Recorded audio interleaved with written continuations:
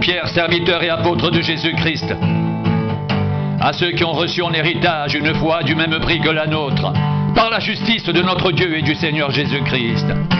Que la grâce et la paix vous soient multipliées par la connaissance de Dieu et de Jésus notre Seigneur.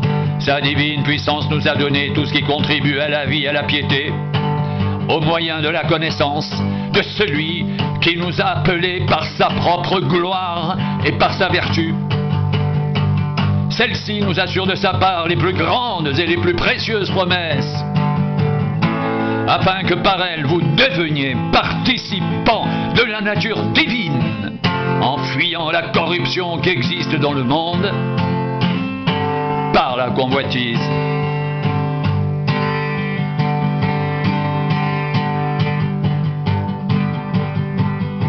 À cause de cela même, faites tous vos efforts pour joindre à votre foi la vertu, à la vertu la connaissance,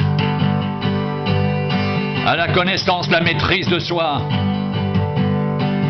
à la maîtrise de soi la patience, à la patience la piété, à la piété l'amitié fraternelle, à l'amitié fraternelle l'amour. Car si ces choses sont en vous, et y sont avec abondance, elles ne vous laisseront point oisifs ni stériles pour la connaissance de notre Seigneur Jésus-Christ.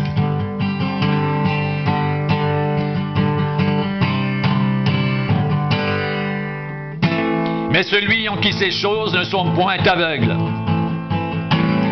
il ne voit pas de loin. Il a mis en oubli la purification de ses anciens péchés. C'est pourquoi, frères, appliquez-vous d'autant plus à affermir votre vocation et votre élection, car en faisant cela, vous ne broncherez jamais. C'est ainsi en effet que l'entrée dans le royaume éternel de notre Seigneur et Sauveur Jésus-Christ vous sera largement accordée.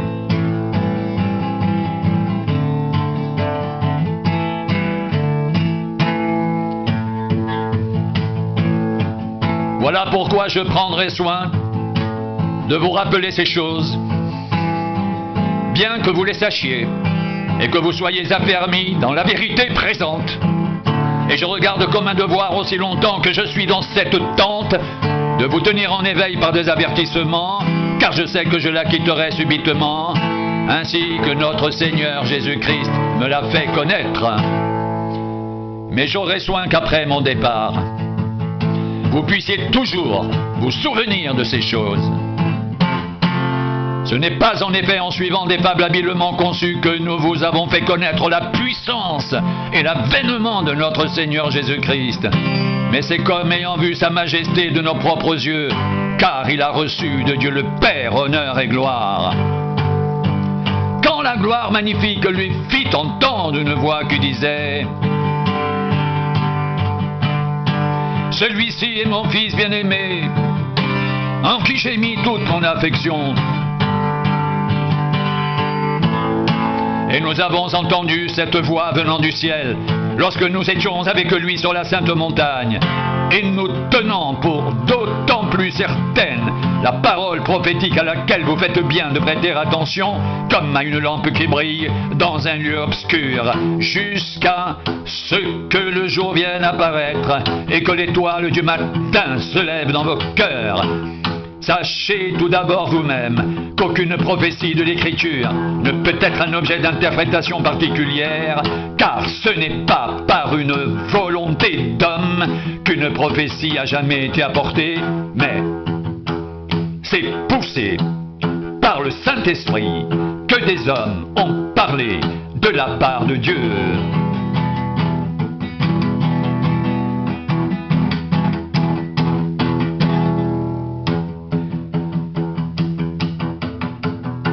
Sa divine puissance nous a donné tout ce qui contribue à la vie et à la piété au moyen de la connaissance de celui qui nous a appelés par sa propre gloire et par sa vertu. Celle-ci nous assure de sa part les plus grandes et les plus précieuses promesses, afin que par elles vous deveniez participants de la nature divine, en fuyant la corruption qui existe dans le monde par la convoitise.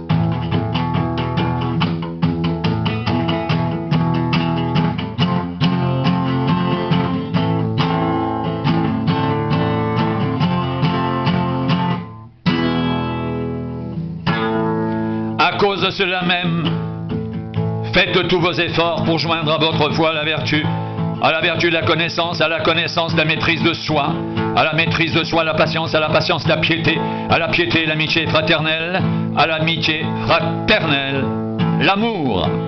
Car si ces choses sont en vous, et ils sont avec abondance, elles ne vous laisseront point oisifs ni stériles pour la connaissance de notre Seigneur Jésus-Christ.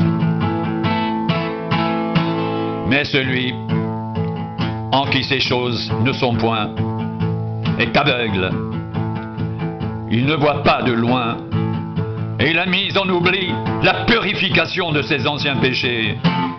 C'est pourquoi, frères, appliquez-vous d'autant plus à affermir votre vocation et votre élection, car en faisant cela, vous ne broncherez jamais. C'est ainsi, en effet, que l'entrée dans le royaume éternel de notre Seigneur et Sauveur Jésus-Christ vous sera largement accordée.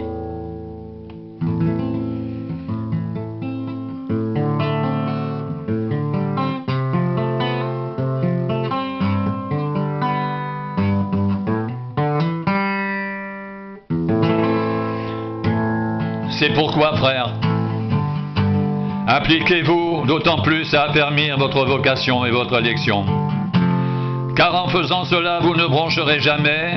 C'est ainsi en effet que l'entrée dans le royaume éternel de notre Seigneur et Sauveur Jésus-Christ vous sera largement accordée.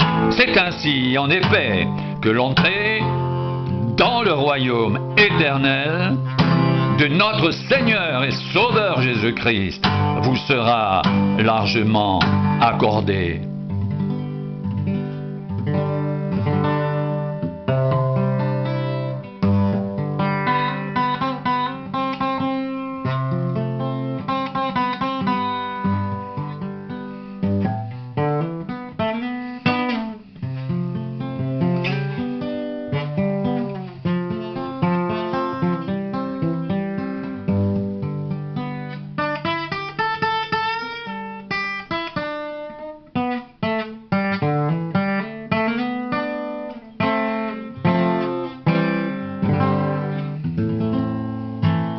Voilà pourquoi je prendrai soin de vous rappeler ces choses, bien que vous les sachiez et que vous soyez affermis dans la vérité présente. Et je regarde comme un devoir, aussi longtemps que je suis dans cette tente, de vous tenir en éveil par des avertissements, car je sais que je la quitterai subitement, ainsi que notre Seigneur Jésus-Christ me l'a fait connaître.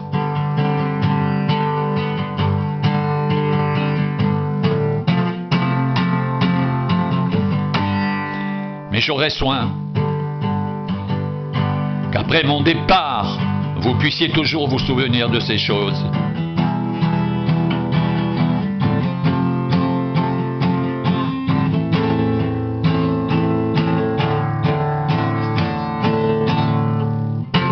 Ce n'est pas en effet en suivant des fables habilement conçues que nous vous avons fait connaître la puissance et l'avènement de notre Seigneur Jésus-Christ.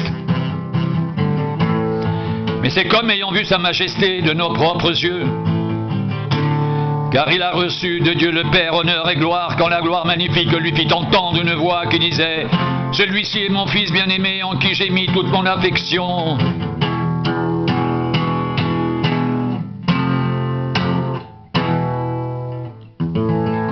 Et nous avons entendu cette voix venant du ciel lorsque nous étions avec lui sur la sainte montagne.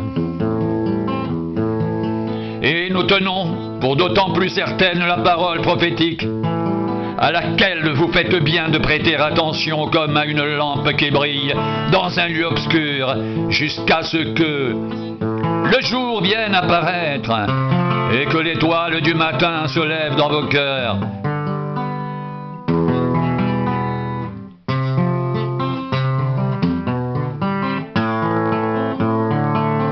Sachez tout d'abord vous-même qu'aucune prophétie de l'Écriture ne peut être un objet d'interprétation particulière, car ce n'est pas par une volonté d'homme qu'une prophétie a jamais été apportée, mais c'est poussé par le Saint-Esprit, que des hommes ont parlé de la part de Dieu.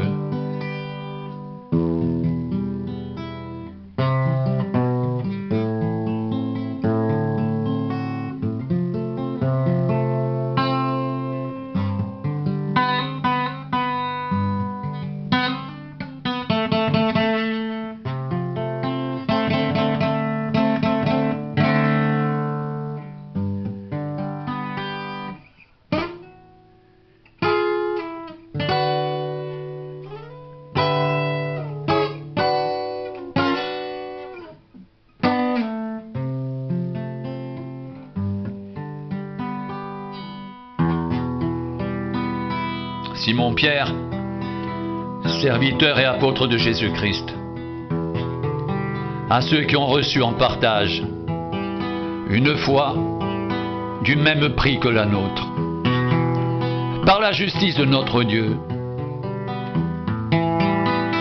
et du Sauveur Jésus-Christ, que la grâce et la paix vous soient multipliées par la connaissance de Dieu et de Jésus-Christ, notre Seigneur.